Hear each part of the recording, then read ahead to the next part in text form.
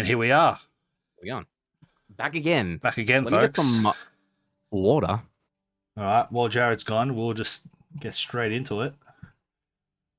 Holy crap, we have a lot to talk about. Hopefully, we can condense it in like a 30-minute video. But so we're doing a spoiler review for 28 Years Later. Be warned. Yeah, you take it away, Mitch. You just do your thing. Where to begin? Where do we at the start? I guess we can Yeah, start from the start and then talk about as the events folded, Yeah. Yeah. So, the story pretty much is set around this young kid named Spike coming of age.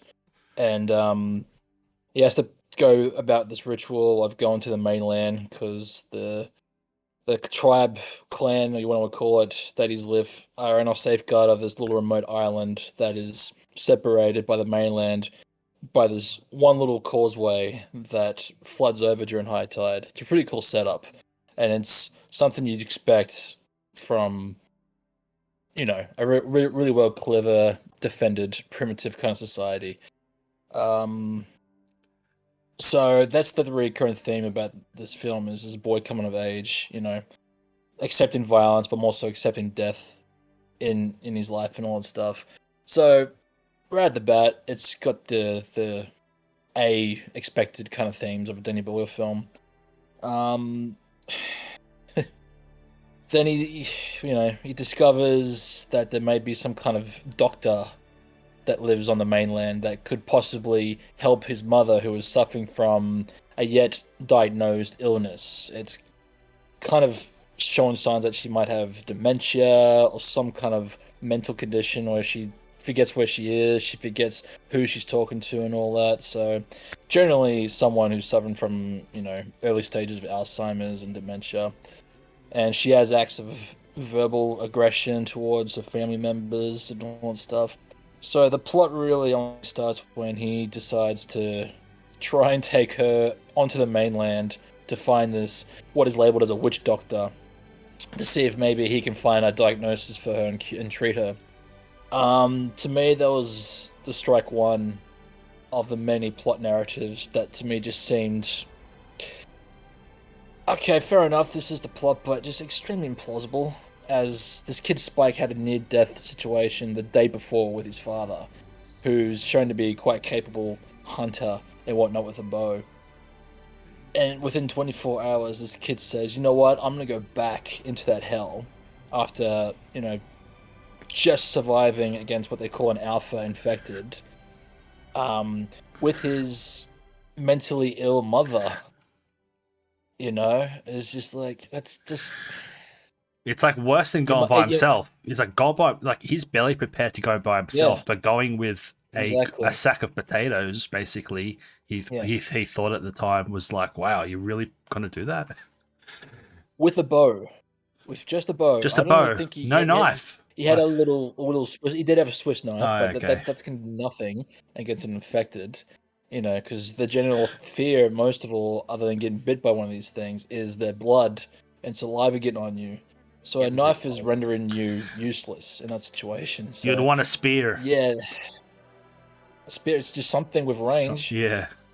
Something quicker than a bow, but they're in a primitive state because it's been 28 years since the outbreak. But that to me, even though the actress that played the mother, of whose name I've forgotten about, she performed amazingly, showcasing this person who's not all there half the time, and if I had to have any emotional outlet from the movie, it would be, she kind of reminded me of my Nen when she was at the late stages of her life and suffered from dementia and all that stuff. How I couldn't help but compare her performance to when I went and visited me Nen, and she did an incredible job of like showcasing this person that has this very calming, loving nature about her, but she's still in her own world. It's like she's in this dream state throughout the entire film. So if there's any emotional baggage to be had, is this connection between the mother and the son. But at the same time, it's like taking a baby into an environment where you have to be quiet Like a baby's incontrollable in that situation, just as the mother would be in an environment where rabid infected people are out to kill you at any given second. It's just it kind of infuriated me that they made that a plot device that was also plot armored. Like she's mentally unstable when the plot needs her to be, and then she's, mentally okay when the plot needs her to be. It just seemed very. He goes from lazy liability to trained assassin. Oh yeah, Jared loves that. Oh yeah. You go on, Jared. You explain that scenario. Trained assassin. I'm glad that you mentioned that, Mitch, with performance-wise, with actual people with dementia. I believe she did a good job as well. What I disliked about the film was exactly just what you said. How, and when I sat and thought about more of the movie, and I had this thing where it's like, well, a lot of horror movies, they have characters who, they're smart, they're likable, but they make dumb fucking decisions. And him being a kid, I can relate. I'm like, okay, like now I can sort of sit back and go like, he was acting out of anger. He's fucking stupid. But he when he took his mother out, and it felt like that, Mitch, where it's just like, all right, here's the liability, but also sometimes she's not a liability. Sometimes she's like tactical, like with like surviving, but then sometimes she's perfect and nurturing, just like we're in spoiler territory, where the first zombie she approached was the one that was just like a bloater, like it's just gonna bite her son, so she just strangles it to death. I'm like, whoa, shit. And she doesn't remember it afterwards. And then the next zombie that she encounters by herself is one that's like pregnant and not hostile at all. And she's like, putting her hands out and like touching its hands and helping it give birth. It's just, what are the odds? What if it was switched around? What if she was like at the start with the bloating zombie, she was like holding the bloating zombie's hands and while I was eating the son, and then when she sees like the zombie giving birth, she's like strangling the fucking thing and then killing the baby. Or I'm just spitballing, man. But I totally get it. Yeah, her mental condition was like very, very plot convenient when it needed to be plot convenient. And yeah, I kind of understand what they're getting at with, like, she can't remember her being violent towards the bloater. But for me, the biggest strike too was showcasing a pregnant infected and having to give birth to a non-infected baby, and for that to never be risen or talked about really ever again as a plot line. Like, hold on a second, this infected woman just gave birth to a non-infected baby. Wouldn't you presume something about this child? Like, one, it might be like an answer to a cure. We're going into Last of Us territory, but naturally that would be how you respond to that. Or two, because of the events of the second 28 weeks later, is this infant still contagious? Those two red flags are never at all mentioned. It's just like, it's a baby, we must take care of it, and that's all that is left about it. Well, what we did get, the doctor, all we got was the doctor's like, oh, so the infected does bring back a good, a normal baby. Oh, wonders of the wonders of the placenta. Anyway, let's just continue. Like, dude, as if it wasn't a bigger deal. Like, you can literally save humanity in doing that. It's something that would be more of the focus point. Like, this thing could be an answer to infection, but no, it's just like, this thing was born from an infected woman. Okay, interesting. Just move on. Which, strike three in terms of a lot of plot lines that just didn't really seem to go anywhere. I will give it like a benefit of a doubt how they're just like, oh, baby, zombie baby, but the baby isn't a zombie. Interesting.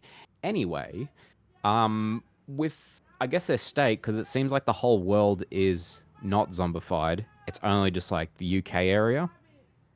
So like they're all kind of like when you look at it, they're all kind of stuck there, and they're all just doomed. Everyone on this island is just like, no one's really gonna come and help them. So it's like they can't really do anything. Like if they had like, you know, labs and stuff like that, and even I think at one point in the film where they get the diagnostics for the mum's, you know, cancer and that, and the kids just going like ballistic, just saying like, oh, we should find a town with like a lab or something like that, like mentioning stuff, and the witch doctor and the mother just like, no, there's none, there's nothing. Like it's just we're kind of on this island. This whole area is just doomed. Like we can't do any resources because we haven't got the utilities for it. So yeah, but I reckon they could have almost used that baby as leverage towards the world to be like, look, we have a possible way to heal us. Like once we get rid of this infected, no contact, isn't there? Yeah, well, I'm sure there would be some sort of contact. You'll be able to contact them somehow. Quarantine them, but there was always patrol boats that they always mentioned and all that. Like, bottom line is, like, I'm going to refer it to a movie, one of my favorite movies of all time, Children of Men, where it's a dystopian future where women can't give birth anymore. There's no longer fertility. And then the plot begins when, hey, we got a 21-year-old child who's actually given birth to the first baby in 21 years. Like, that child becomes the center focus of the entire film. You got the political and the government and the militias all trying to say, hey, we can use this child as a weapon, you know, to say, look, we have given birth to the first child. We are therefore the most righteous, and the government and such and such. That to me is where this uninfected kind of child could have taken, because bottom line, the UK under quarantine would be the world's most focal point. They do not want to risk this infection getting off that island. And on the side note too, at the very beginning of the film, like they have the texts explaining what happened in 28 days later, and then they explain 28 weeks later. But it's more like they've scratched it out by saying the infection made it to Europe, but they fought it off. So it's kind of like Danny Boyle's trying to say, don't think about 28 weeks later that movie never happened, which is kind of sad to me because we're talking about this. I overall enjoyed the second movie more than this one for many reasons. Bottom line one is the second film still filled me with dread for the characters. It still felt like a hopeless situation where these characters could have died at any second. I didn't feel that at all with this film. Especially when they got introduced to the Doctor, aka Voldemort. Like, it was a nice twist. He wasn't actually this voodoo evil witch doctor killing people that a lot of the people thought him up to be. He was actually the most nicest character in the whole film, even though he's got these weird sacred rituals that he performs. That was a nice twist, but the second they got to his place, it was like, okay, there's no sense of instability in this film. They're in the middle of mainland where the infection is around them, but they just feel safeguarded. And they left an alpha, this new infection they've introduced in this one, an alpha. They just left it tranked. Who knows how far away from their base? You know, it's just like no sense of fear at all. They're all camping there overnight, like by the bones and all that. They're having a whole thing there. The whole ritual there. It's like, dude, they weren't really safeguarded. Could have gotten stabbed 50 times. They weren't, because the alpha came back and like tried to kill them and stuff. Yeah, but he could have done that like 50 times. Yeah, exactly. Yeah. Which is another strike for me, because they introduced Dr. Kelson. He's been living in this kind of environment for like 13 years, was it? And he seems to be quite skilled and experienced.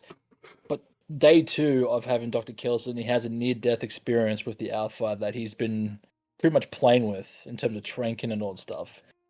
I was like, you tell me for 13 years he's been quite in control of everything, but the second we introduce this character with the main character, there's a sense of danger for him. It's like, no, I don't believe that one bit. Yeah. Just a lot of tinkering, lazy writing, which I was, again, the capital D disappointment from Alice Garland and Danny Boyle.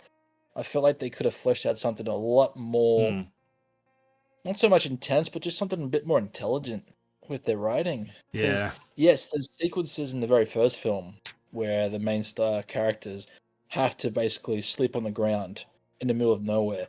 But it's a talk point. It's like, are we actually safe out here? You know, like they can't sleep because they're constantly on high alert and all this stuff. It's a talking point. They have nowhere else to go. In this film, it's like, yeah, we'll just sleep here the night, completely exposed, no worries. Yeah, no sense of danger.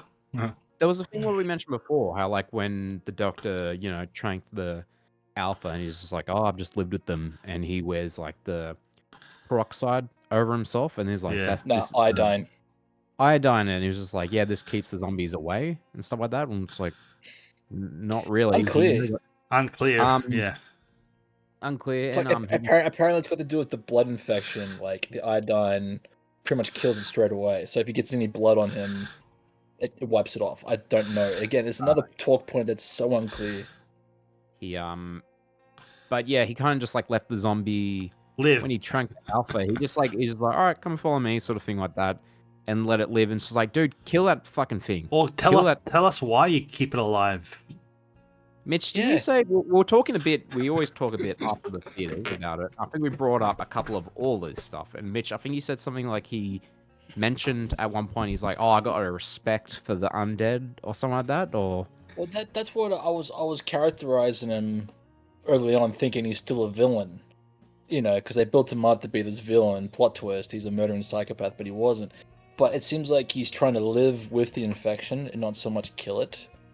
Like, why else would you, when you have the chance to kill an alpha, which is predominantly the biggest threat on this island, why would you not kill it? He's obviously trained to the point where it's just stationary. Like, finish it off. Kill it. Yeah. At least cripple it. You know, do something. I think what you mentioned before, and sorry, it kind of goes back to the, the liability, bringing the mum into the Outerlands area. When the baby's introduced, I'm kind of just like, oh, geez. And we're going a bit forward, but I want to get back to this one part. But with the doctor, when they're hiding under his bunker, because they're like, oh, shit, that alpha that I tranked and didn't kill, he's coming back for us. Let's hide under this little thing. I'm like, he comes off very smart, but then stuff like this happens in the hiding. Near-death experience. And man, that it's like when they're hiding underneath there, the baby, sometimes when it comes back to them earlier before, the baby's like crying. It's a baby. When they're hiding, that baby is like quiet as anything. Quiet as anything. Like any inconvenience, like, oh, under the ground, baby. Or plot convenience. Yeah. Yeah, baby would cry its ass off in any sort of stress like that. Any 2 seconds.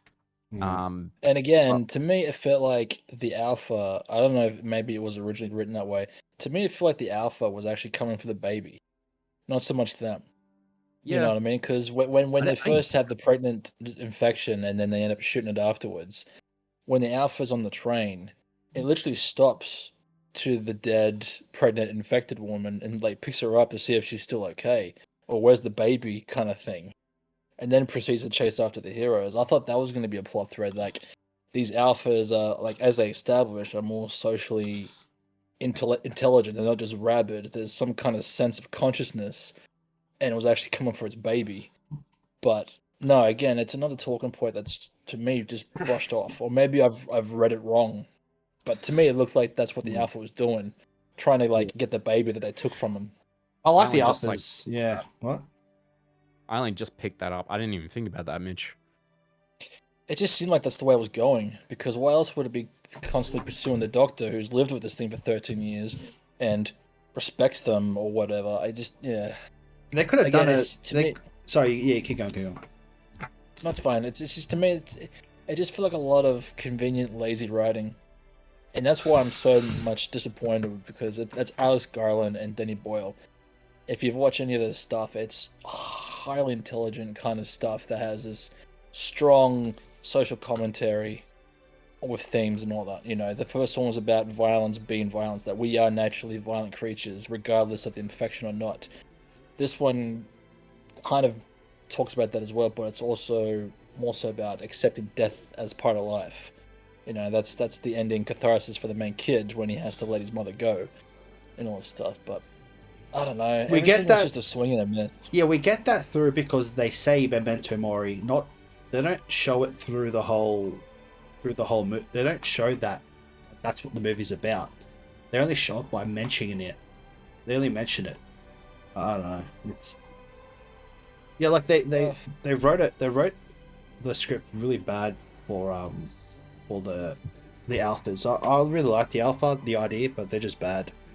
They didn't take him anywhere. They end up just like having one train scene and that's about it. Like, well, we had the beginning of it, the running, which I loved. Yeah, I want to do a positive. You go first, Jared. I want to have one positive and a lot of negatives. A positive. Well, we basically got through all the negative. And a lot of questions. Except the ending, we'll leave it last. Yeah, about it. Benefit of the doubt of the negative. All these questions, all of them. I just looked up on Letterboxd. They're making sequels. Yeah, they are making a sequel for it. And that's what I was going to go to with the baby. Yeah, I mean, if they set up, I reckon they're going to go with that baby theme, but they should have set up the baby theme in the first movie. Another negative. They didn't set up the baby theme. If that's what they're going for. It's probably going to be another negative, and I think this could be short. Near the end with the baby, so Spike decides to go like, yeah, I'm gonna go on my own now, guys, like that. Goes back to the village and drops the baby off. And I think I had this point, and Mitch had another point of it. Drops the baby off and has a note and said like, Mom, Dad, I'm going off, sort of thing like that. Here's a baby I found. It came from a zombie woman. Don't kill it though. Just take care of it. And I'm just like, so there's dumb decisions, and I like the Spike kid, the actor who did him, great job, but Spike's kind of fucking dumb. I'm sorry, like he's really he means well, but he's very fucking dumb. Well, he's young, so he is young, but he would make a dumb decision like that. But also, I guess, like, what else are you gonna do? He can't take care of the baby. But I just thought that was funny because the Swedish soldier who saw the baby, he's just like, oh, kill it. And he's sort of like, it's like, dude, what do you think the villagers' reaction would be of a zombie baby? Get that thing the fuck out of here like that. And I'm just like, well, and another character that was just lazily killed off too. Like, they built up Eric, was his character's name, as like big brother surrogate father, I guess, but more for the big brother kind of role. But then when the plot needed him to get killed off, they just turned him to the dumb. He walks backwards screaming and ranting. He's supposed to be a soldier. He's like, oh, it's a baby. Oh. And another, that was very tropey. It's like, we all knew he was going to die there. They were set up. Of course. Anyway, a positive. Yes. To me, the one scene in the film where I felt like, oh crap, on the edge, was shortly after the father's scouting outing with his son to become a man, the ritual of killing an infected rite of passage, and then they get stalked and chased down by the Alpha along the causeway back to the village. Yeah. Like, that to me was really intense. That was really cool. The choice of sound, to hear like the running of those Alpha's footsteps sound like Bigfoot and all that stuff. It was like the use of water, like, because it's set in nighttime, right? So it's poor lighting, but they have like the breaking of water as like the main focal thing, so we can see like this thing slowly gaining on them and all that. T-1000. That was intense. Like a T-1000 run. Mirrored. Oh yeah, for sure. That to me mirrored the tunnel sequence from 28 Days Later. It's like, oh god, it's coming. Hurry up. And then, honestly, up to that point, I was really enjoying the film. It's like, all right, cool. And shortly after that, when the real plot of the film kicked in, it's just a lot of hurdles that were not jumped over. They just... Yeah. Well, we talked about the performances were good. That scene was cool. You saw like the galaxies and the Aurora Borealis. It was a very well shot scene. And extreme lighting. And then I got nothing against performances. Like, everyone kicked the crap out of their performances. You know what I mean? Aaron Taylor, Ray Fiennes, and Everyone. And even Jack Connell, who's in it for 20 seconds, is like, okay.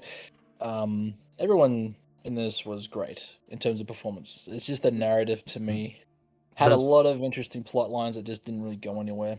The zombies deliberately skipped it. The zombies were cool. They were well designed.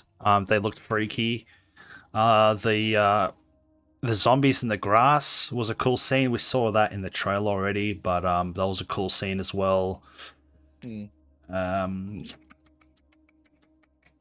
was not a fan. Sorry, I was not a fan of like introducing the different types of infected. Personally, Yeah. I didn't. It started to feel like they're trying to do a Last of Us. Back to the negatives. It's a crawler. This one's just. I know. Unfortunately, there is.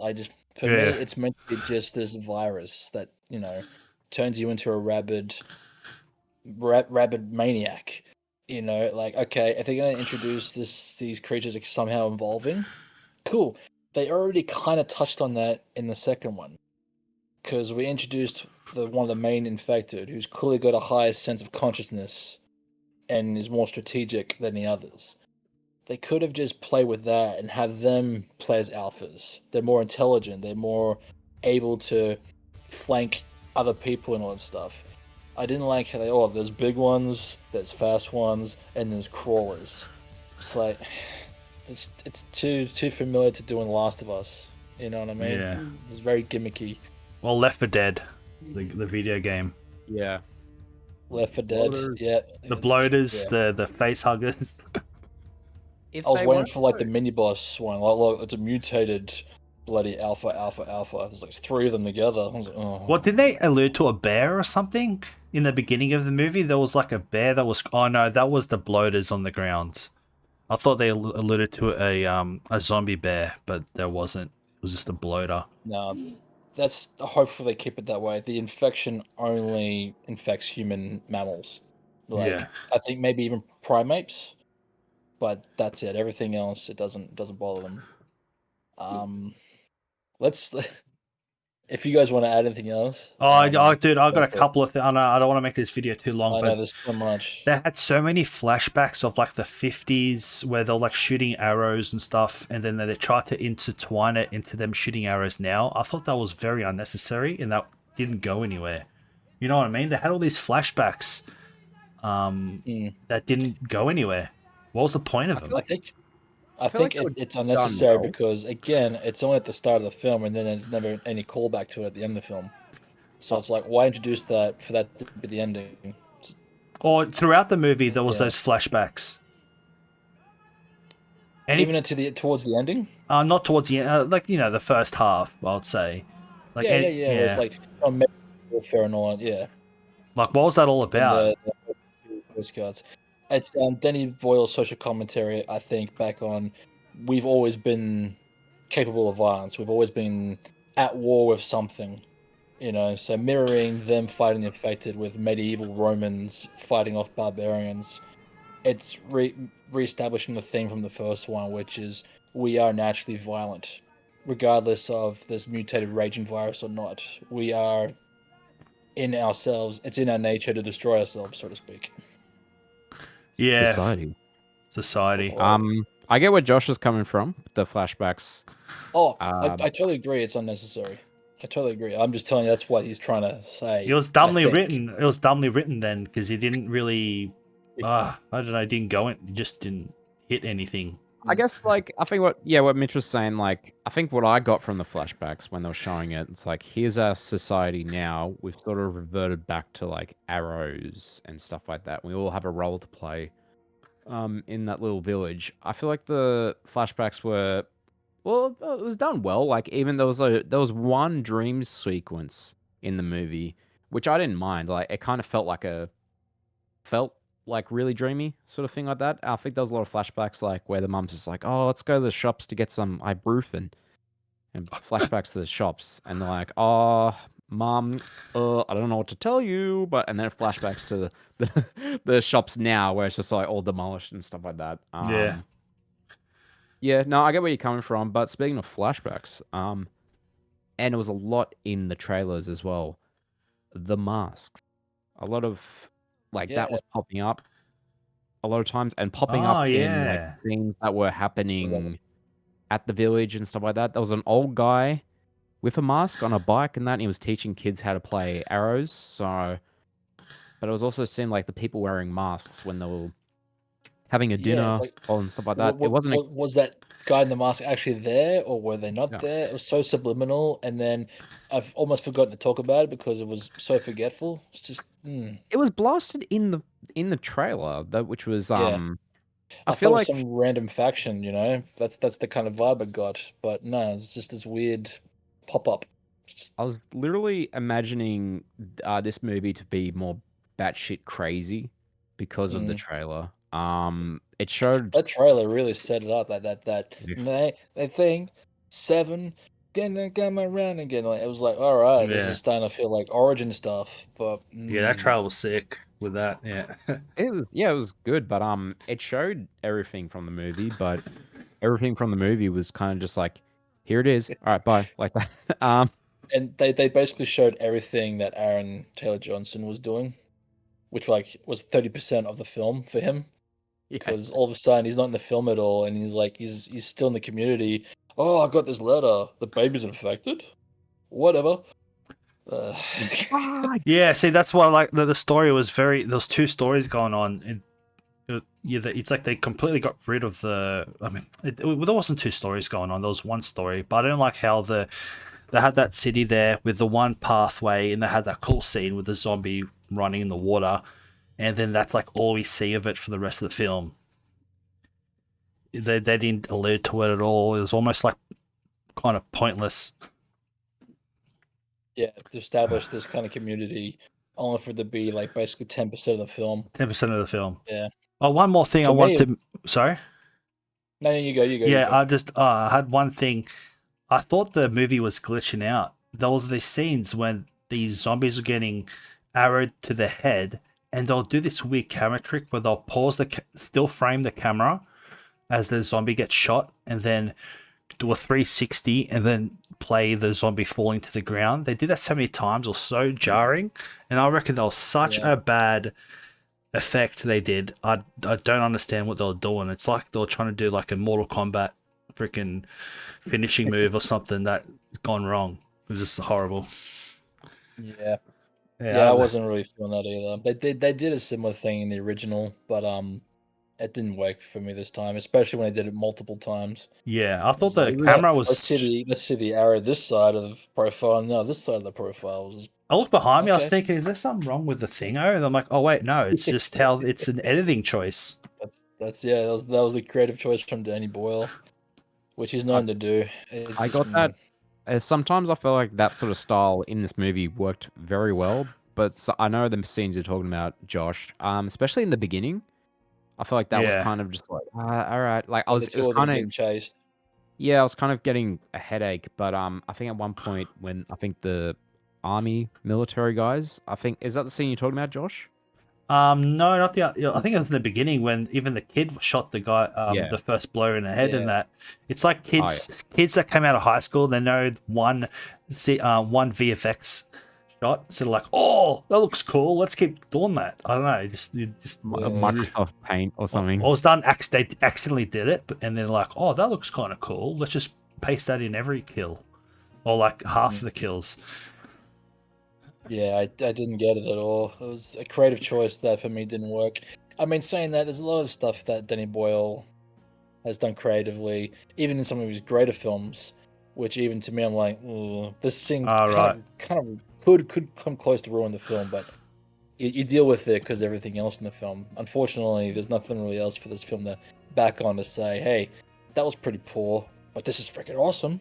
Except maybe that one hallway scene. But Not enough to me to say a positive more than a negative. While we're speaking about effects, music, I think the music was done pretty well, like decent, and worked a lot of times, and sometimes it didn't. But I think this is a thing for me with watching the theaters. I think there was one song choice, and it's when he was putting the skull on his mum's skull on the thing, where it was a really weird music choice, and I spoke about it in our last review, the non-spoiler one. It was a good. I like the song. Like I liked it because it felt really sentimental and sad.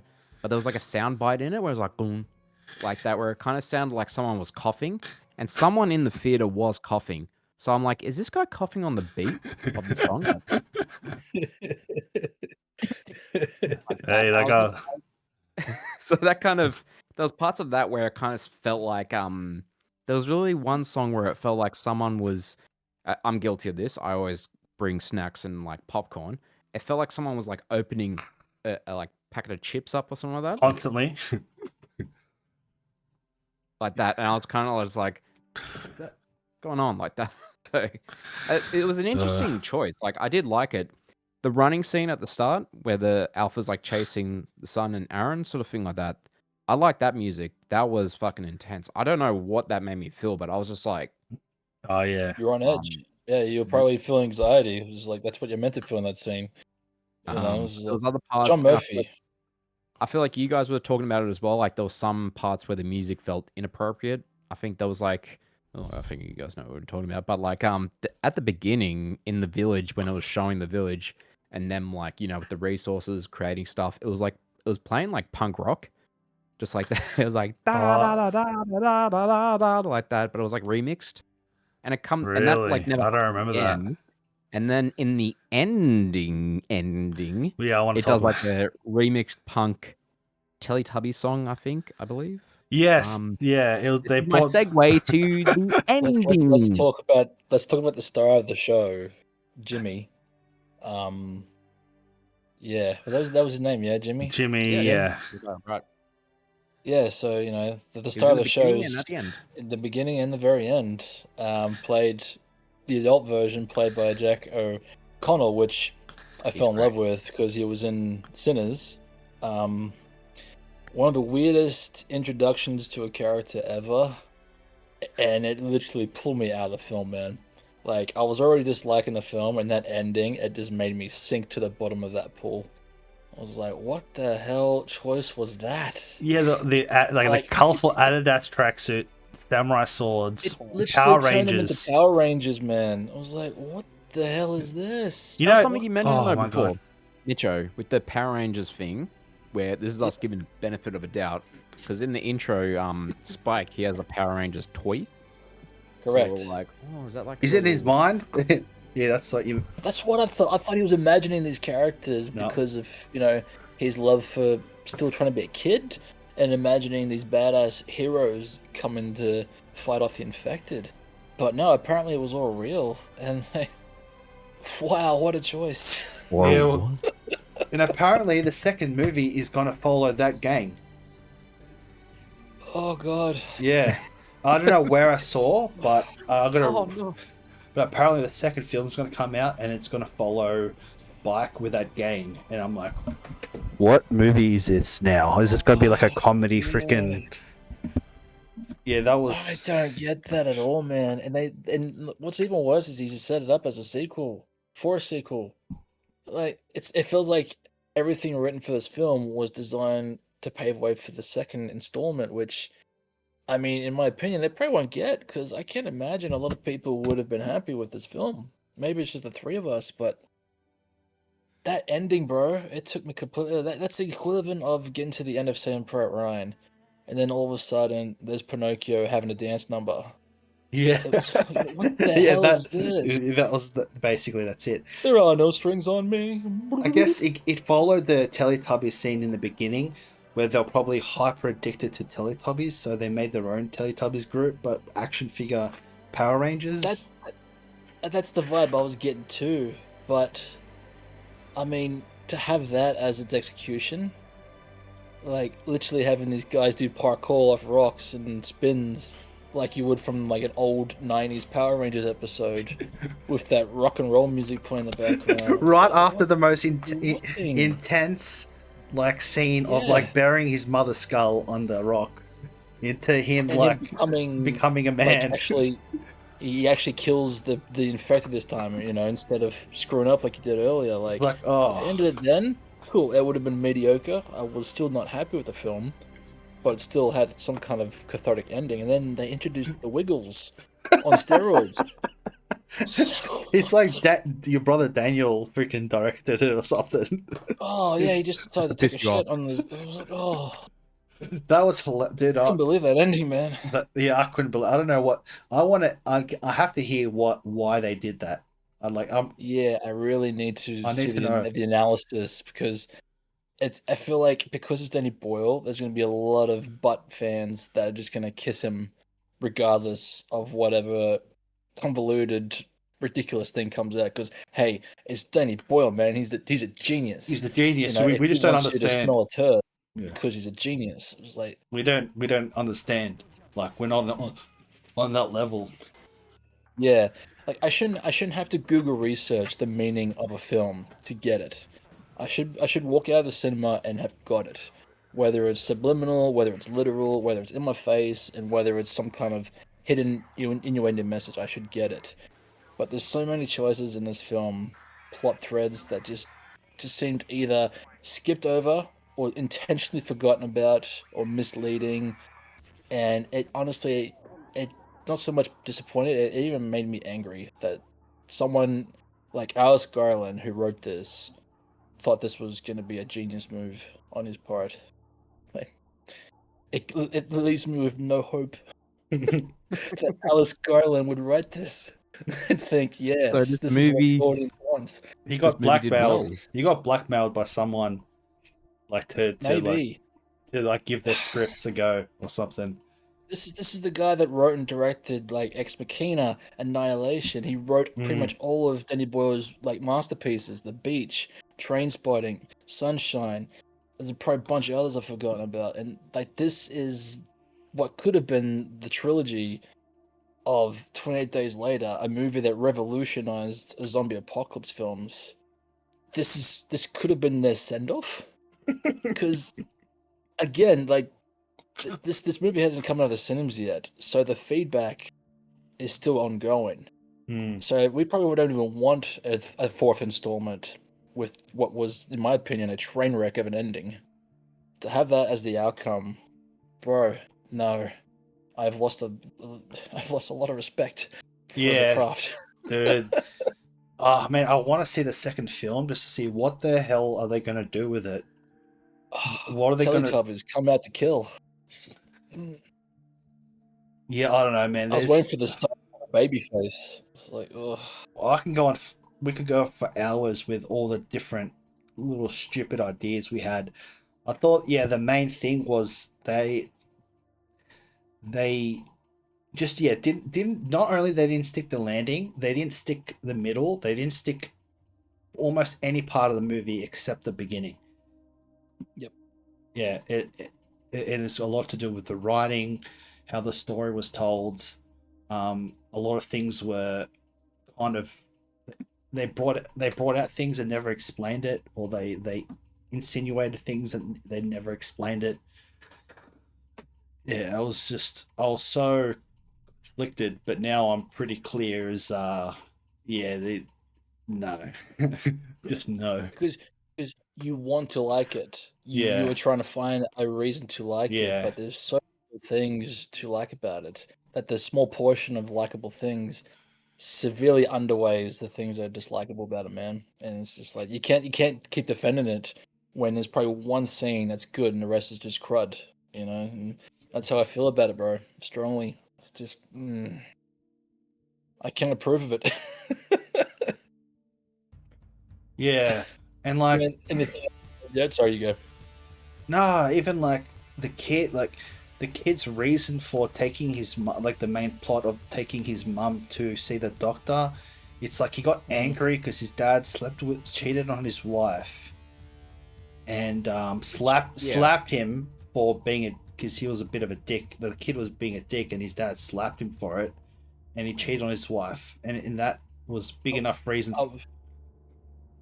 Sorry, I wouldn't say the kid was being a dick. I mean, he was being pretty reasonable. Like he was just like confronting his dad, because again, that's one of the mirrored themes of this. Like Spike has been told to believe the world works in such a way, that his father is such a way, and even himself is such a way. And then everything gets shifted overnight. He realizes, hold on, my dad isn't the person I thought he was.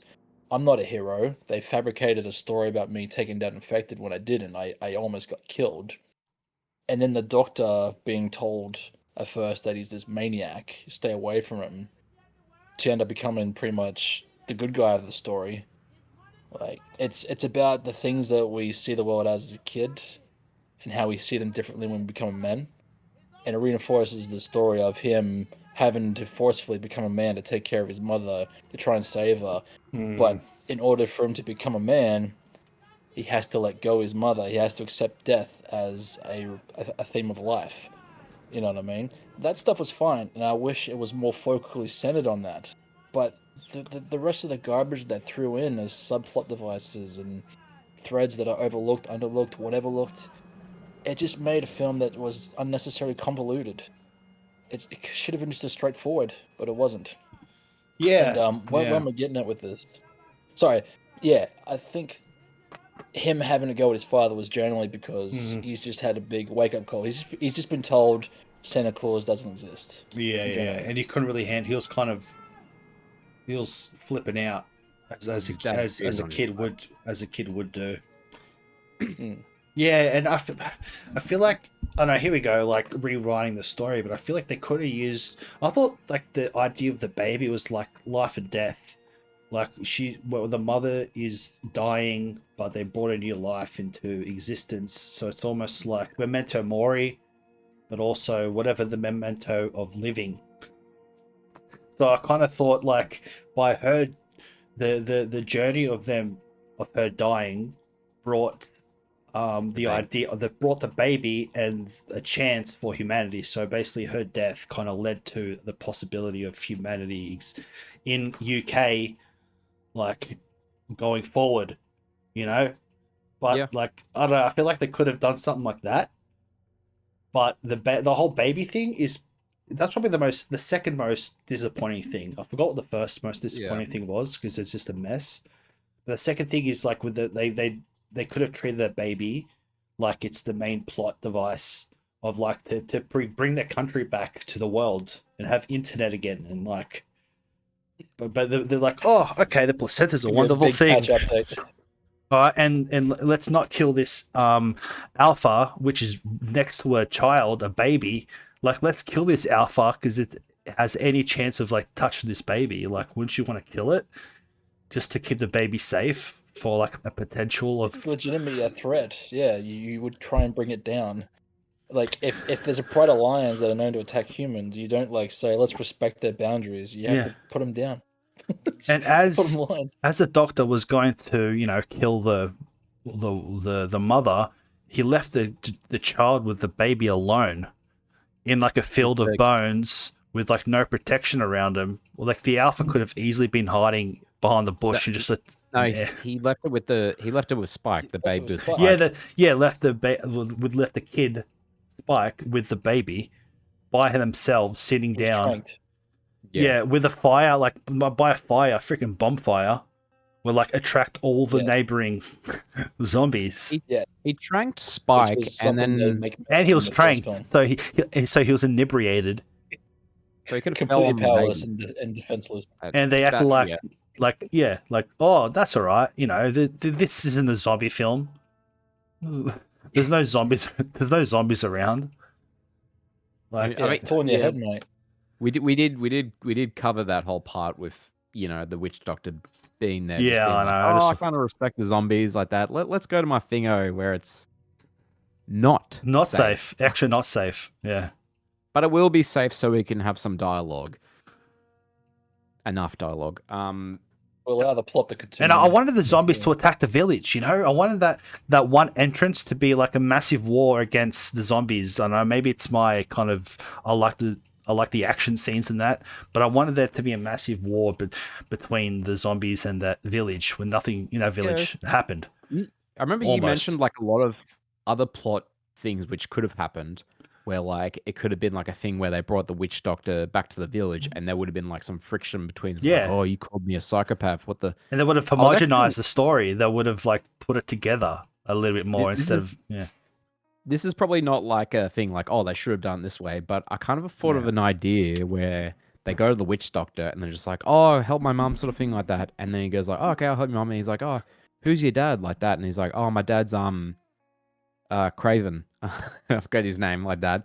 And there's like, and then the doctor sort of like turns and just says like, "You like your dad's a son of a bitch," and then like the doctor like turns on them, sort of thing like that. Like you're out, you're working with him, you're trying to kill me or something like that. And that the would have father, been kind of cool. the father was thing, right, like, and then the father was actually looking for them the whole time, and then he ends up, But I kind of do like that part where they're kind of just like, to make it more non-gray and white and all that is like, the doctor is right in the sense that the father like left him to die or something, and it makes a character that's a lot more gray, as he already is. He's not faithful and he can abuse his kid and all that stuff. But yeah, I don't know. It's just bottom line is in a film, if you're gonna establish something, have it have some kind of cathartic. If you're gonna establish this whole village, and give like the village a kind of life and all that stuff, have it in the final act.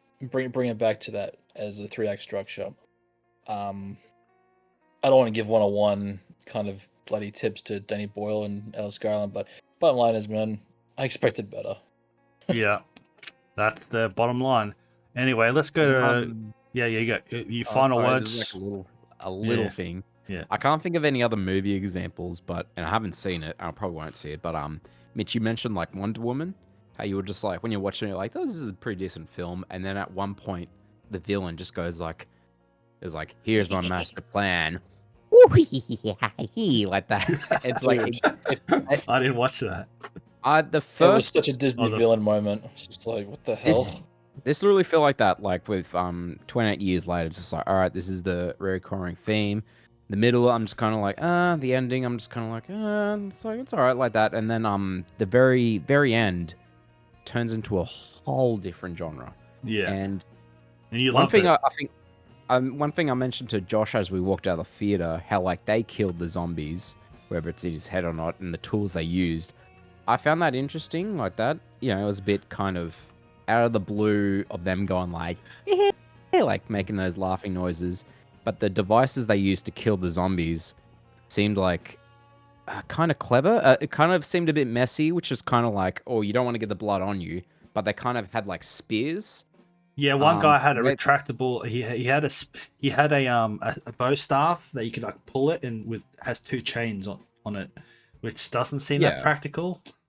But it's cool. I guess kind of cool. Had like a brace plate that worked kind of like a shield or a blockade or something. Yeah. It happens so fast. Yeah, cool. But again, it's just how it was executed. I mentioned to Josh, this is just like another thing. I'm not sure if you guys have seen it, and Josh said he's only seen the first season, but the anime Attack on Titans, which is kind of like this. It's not the same theme, but they're like, in a remote sort of village where the outside isn't zombies, they're just like big demon things. That's the mystery. But the scouts that kill them, they have these devices. It's the only way to kill them, and you have to like train to do it. And it's like when you see it, it's like these 2 razor blades that like look like big shavers to shave yourself or something with, but they're like large.